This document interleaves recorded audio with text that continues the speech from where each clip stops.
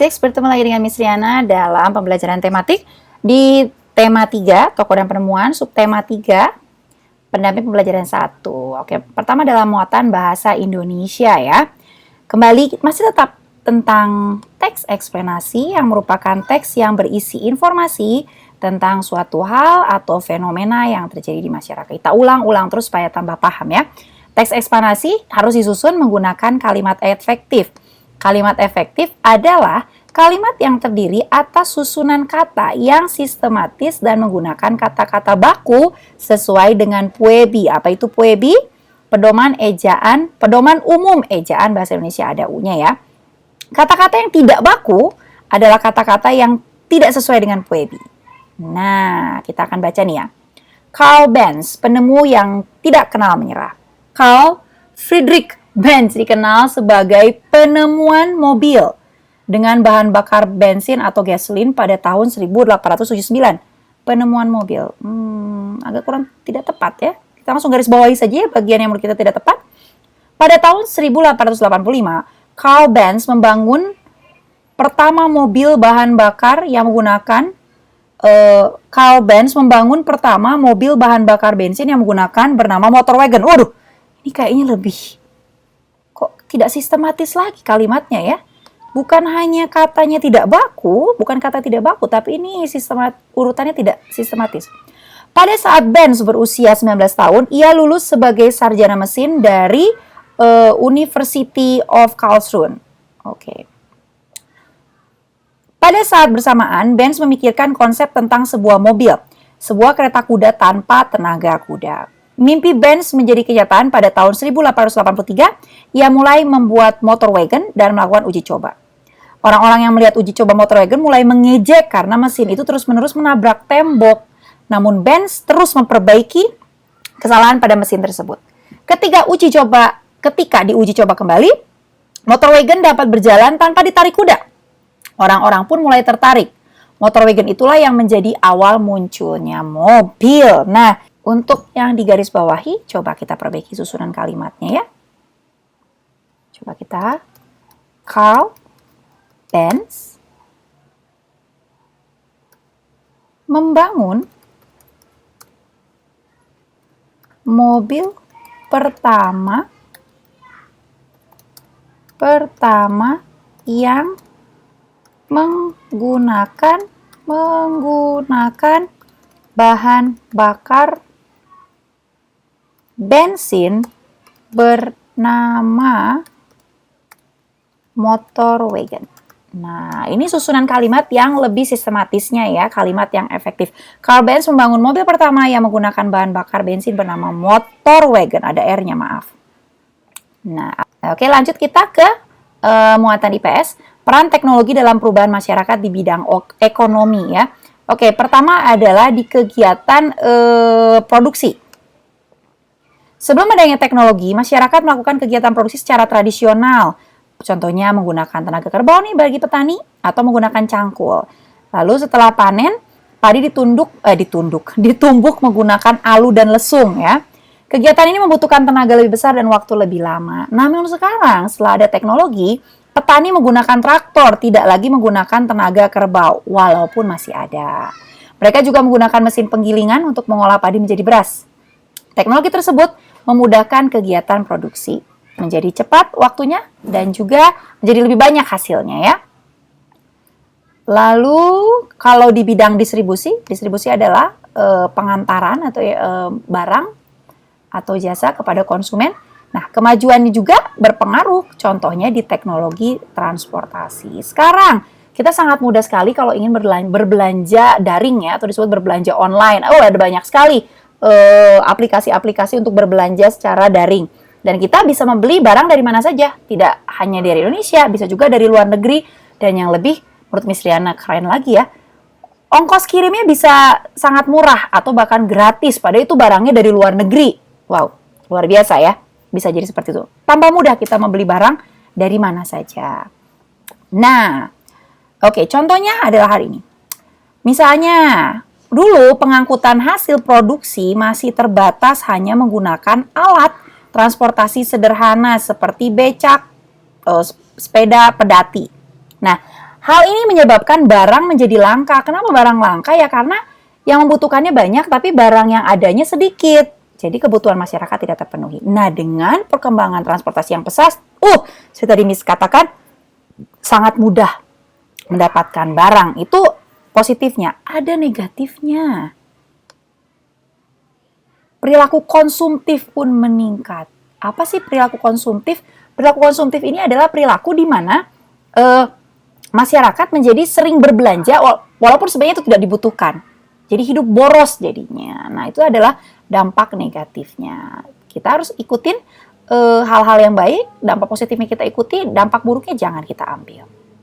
Oke, ada ayo berlatih. Ini tugas kalian.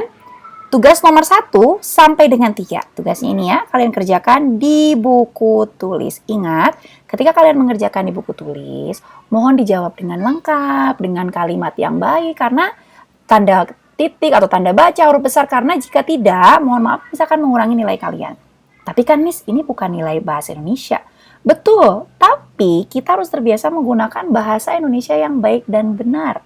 Terutama dalam menjawab sesuatu, terutama dalam sesuatu yang tertulis ya. Kan kita juga belajar bahasa Indonesia. Harus sesuai dengan puebi ya. Biasakan menulis dengan huruf kapital di awal dan diakhiri dengan tanda titik ya. Oke, selanjutnya muatan IPA tentang persamaan dan perbedaan rangkaian, seri, dan paralel. Kita sudah pernah bahas tentang seri. Rangkaian seri merupakan rangkaian listrik. Kita ulang lagi ya. Yang hanya memiliki satu aliran edar saja tanpa cabang, sedangkan rangkaian paralel merupakan rangkaian listrik yang memiliki aliran listrik lebih dari satu cabang ya, bercabang ya. Nah, persamaannya antara rangkaian seri dan paralel adalah ini. 1. Daya dan arus listrik yang dibutuhkan sama besar. Dan kedua rangkaian dapat digunakan bersamaan, gabung gitu ya, kombinasi boleh. Lalu kedua jenis rangkaian memiliki kesamaan hambatan. Hambatan listrik adalah kemampuan benda untuk menahan aliran arus listrik. Contohnya, semakin panjang kabel yang digunakan, maka hambatan listrik juga kemungkinan akan semakin besar. Tadi persamaannya sudah, sekarang perbedaannya ya. Tentunya perbedaannya karena setiap rangkaian memiliki ciri-ciri atau kelebihan dan kekurangannya ya. Ciri khas rangkaian listrik seri. Rangkaian listrik ini hanya memiliki satu aliran saja. Komponen listriknya lebih sedikit, ya, sedikit komponen listrik sehingga biayanya pasti lebih murah. Cahaya lampunya lebih redup. Nah, lalu jumlah lampu pada rangkaian seri berpengaruh. Jadi semakin banyak lampunya, maka lampunya juga yang dihasilkan akan semakin redup. Nah, ini ada semakin banyak lampu yang digunakan, maka cahaya lampu yang dihasilkan semakin redup. Jika salah satu alat listrik dilepaskan dari rangkaian yang membuat kabel terpisah, maka alat listrik yang lain akan padam karena alirannya hanya satu saja. Nomor 2, ciri khas rangkaian paralel. Rangkaian listrik yang memiliki lebih dari satu aliran listrik, itu cirinya membutuhkan banyak komponen listrik sehingga biayanya lebih besar. Cahaya lampu lebih terang. Selain itu jumlah lampu yang digunakan tidak berpengaruh. Semakin banyak lampunya sama saja terangnya ya, tapi pastinya akan menghabiskan energi dari sumber listrik yang semakin besar. Lalu jika salah satu aliran listrik terputus, maka tidak akan berpengaruh kepada alat listrik yang lain. Nah, ini tugas kalian. Kerjakan nomor 1 dan nomor 3. Nomor 3 ini misalkan jelaskan sedikit ya. Tuliskan persamaan dan perbedaan dari rangkaian listrik dalam diagram Venn. Diagram Venn itu adalah diagram seperti ini. Di sini, bagian isi ini, itu harus kalian isi dengan persamaannya. Kalau bagian yang ini ada bagian 1. Di sini bisa tulis bagian 2 dan bagian 3. Bagian 1 berarti hanya merupakan ciri-ciri rangkaian seri, bagian 3 hanya ciri-ciri rangkaian paralel, sedangkan bagian yang di tengah merupakan ciri-ciri yang sama dimiliki oleh rangkaian seri dan dimiliki rangkaian paralel. Kita sudah bahas tadi ada ya di materi kita. Kalian boleh lihat dari situ. Ingat, dikumpulkan nanti dibuat dengan baik, dengan rapi. Karena kalau catatan kalian baik dan rapi, nanti kalian akan lebih semangat saat akan belajar ulang ya.